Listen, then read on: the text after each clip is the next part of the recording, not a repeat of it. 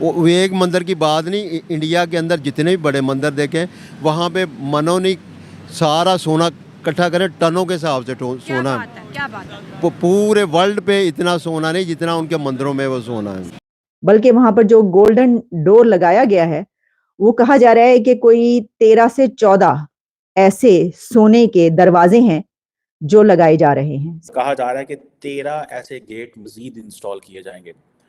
बहुत सारे जो इंडियंस हैं उनका पर्सपेक्टिव ये है कि ये जो बेसिकली तो वो कहते हैं ना जी कि 700 साल पहले कौन था इधर, जारी बात है मुसलमान थे, तो उन्होंने जनाब इसको ये जो सोना था यहाँ से लूटा और वो यहाँ से चले गए।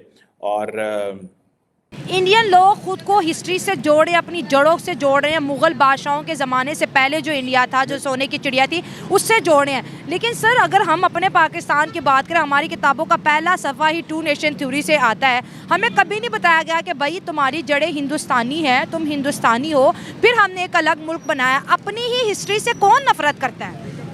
नहीं, असल 2 नेशन इसलिए बन जाती है, 2 नेशन मज़हब की बुनियाद पे बनी है। हाँ वो क्योंकि मुसलमानों का एक नज़रिए पे मज़हब है, एक लहामी मज़हब है, उनका लहामी मज़हब नहीं, उनका तो बिखरा हुआ, उनके हज़ारों साइडों पे बिखरा हुआ है। उनको कुछ चूहे की ताकत में उसको ताकत नज़र आ जाए, वो चूहे की परस्त शुरू करते हैं। नेचर लविंग है ना, हाँ, पानी सबको पूछते हैं। हाँ जी। अब बिल्ली की ताकत नज़र आ जाए, बिल्ली को उसकी परस्त शुरू कर देते हैं। मगर जो इस्लाम है बाय गॉड अल्लाह की तरफ से, वो जो अल्लाह की जो दावत है उसको अंबिया कराम लेके आए, इस्लाम इस बुनियाद पे। इसलिए 2 नेशन का एक नज़रिया वाज़े हुआ वहाँ पे, क्योंकि वो हिंदू अक्सरियत में थे, उनमें जो अक़लियत में मुसलमान हुए उन्होंने अपने 2 नेशन का एक नारा लगाया। क्योंकि सर ये 2 नेशन तो फेल हो जाता है ना। इंडिया के अंदर अगर 27 करोड़ मुसलमान रह रहे हैं और पाकिस्तान के अंदर अगर 25 करोड़ मुसलमान रह रहे हैं, तो ये 2 नेशन थ्योरी तो फेल हो जाती। फिर होना तो ये था कि ऐसे तकसीम होती तो कि हिंदुस्तान के अंदर कोई मुसलमान न रहता और पाकिस्तान के अंदर कोई हिंदू न रहता, तो हमें समझ आती कि वाह भाई तकसीम हो गई। नहीं, वो मिले जुले तो फिर नहीं मिले जुले की कभी उसको जानने की कोशिश की है। हाँ। दो प्रॉब्लमें आई हैं। एक रेड गोल्फ वार जो है उसमें तकसीम का मामले में आज भी हिस्ट्री में निकालें वो गलत हुआ है। दूसरा सेकेंडली ये बहुत सारी रियासतें जो मुस्लिम रियासतें थी वो सराउंडिंग में दरमियान में वो मुस्लिम रियासतें थी, साइडों में हिंदू थे, इसलिए वो रियासतों को उन्होंने आज़ादी नहीं दी। कि जो राम टेम्पल है अयोध्या के अंदर, ठीक है जी, जिसमें मैंने बताया कि एक गेट तो उन्होंने गोल्डन गेट लगा दिया, कहते हैं इस पे मनो टन पता नहीं कितना इसके ऊपर सोना जो है वो लगा हुआ है। कोई 46 डोर्स जो है वो लगाए जाएंगे, कोई 42 डोर्स जो हैं वो गोल्ड कोटेड होंगे। ये क्यों इतना सोना लगाया जा रहा है? ठीक है, 2 पर्सपेक्टिव हैं, 3 पर्सपेक्टिव हैं। जैसे फॉर एग्जांपल मैं देख रहा था कि भारत की कई जो पॉलिटिकल पार्टीज हैं या जो पब्लिक है वो ये कह रही है कि इलेक्शन का दौर है और ये एक लीगल बैटल जो उस वक्त उन्होंने हुकूमत ने जीती थी, so they are getting into it, एक पॉलिटिकल एडवांटेज लेना चाहते हैं।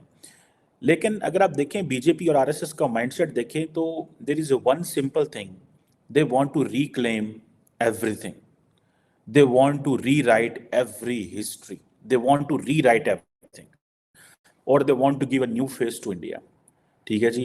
अब क्या जाता है कि जितने गोल्ड एसेट्स थे लूटे गए तारीख के अंदर, वो सारे के सारे हम तो बड़े अमीर थे, हिंदूज बड़े अमीर थे, इंडिया बड़ा अमीर था, कुछ मुसलमान ले गए, कुछ गोरे ले गए। This is what is being told, said, much of that is right, frankly speaking.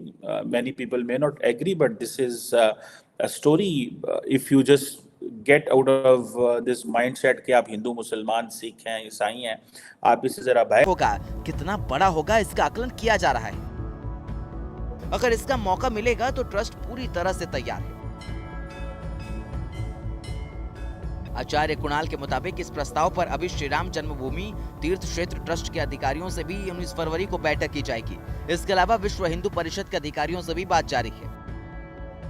आचार्य किशोर कुणाल ने बताया कि 2 करोड़ रुपए महावीर स्थान न्याय समिति मंदिर निर्माण के लिए दे रहा है। स्वर्ण सेवा के लिए श्री राम जन्मभूमि तीर्थ क्षेत्र न्यास को मौका देगा तो गर्भगृह और इसके द्वार सहित सिंहासन भी स्वर्ण मणि रत्न जड़ित बनवाया जाएगा।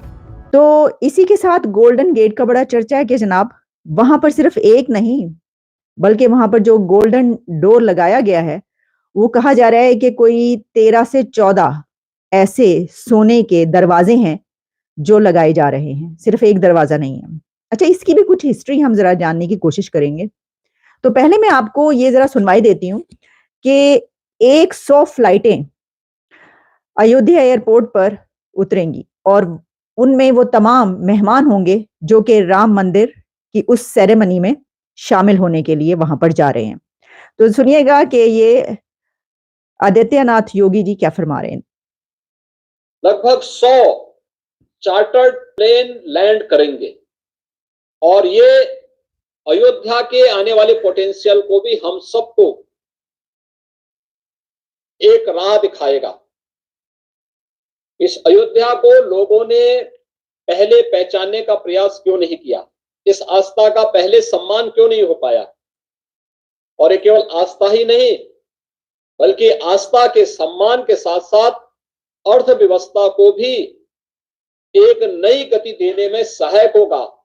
लाखों नौजवानों के जीवन को भी एक नई गति देने में अयोध्या का महर्षि वाल्मीकि इंटरनेशनल एयरपोर्ट सहायक होगा। इन सभी कार्यक्रमों में रुचि लेने के लिए और सहयोग करने के लिए मैं नागर विमानन मंत्रालय भारत सरकार को हृदय से आभार व्यक्त करता हूं। ये जनाब उन्होंने फरमाया है कि 22 ऑफ जैन यानी कि 22 जनवरी जिस दिन सेरेमनी है राम मंदिर की, उस दिन 100 प्लेन्स लैंड करेंगे अयोध्या एयरपोर्ट पर। मैं देख रही थी कि जो कहा जा रहा है कि जो लोग प्लान कर रहे हैं वहां पे विजिट करने के लिए जाने के लिए, उनको कहा जा रहा है कि होटल्स जो हैं वो बुक हो चुके हैं। तो जिसने किस तरीके से वहां पर पहुंचे हैं, कहां पर ठहरे हैं, ये सारी पहले से ही डायरेक्शंस दी जानी शुरू हो गई हैं। जैसा कि मैंने आपको कहा 7 से 10 हजार के करीब लोग वहां पर पहुंचेंगे। ये एक ग्रैंड सेरेमनी होगी, ये एक ऐसा इवेंट वो करने जा रहे हैं जिसकी गूंज आपको पूरी दुनिया में सुनाई देगी। ना सिर्फ ये कि वेस्ट में या ऐसे कंट्रीज में जो इंडिया के दोस्त है, नहीं, आप देखेंगे कि जो अरब कंट्रीज हैं, जो मुस्लिम कंट्रीज हैं, वहां पर भी आपको इसकी गूंज सुनाई देगी। इसकी वजह यह है कि हमारा माइंडसेट बदले या ना बदले, जो तरक्की करने वाले कंट्रीज हैं उनका माइंडसेट बदल चुका है। आपने देखा कि यूएई के जो प्रेसिडेंट हैं वो कैसे तशरीफ लाए इंडिया, और वहां पर कैसे मोदी साहब और जो शेख साहब हैं उनकी जफ्फियां आपने देख ली, गले मिले वो, कि किस तरीके से एक दूसरे को भाई जो है वो कहा गया। हालांकि इन सब पर आपकी क्या प्रतिक्रिया है हमें कमेंट बॉक्स में जरूर बताइएगा। मिलते हैं आपको एक और नई अगली वीडियो में।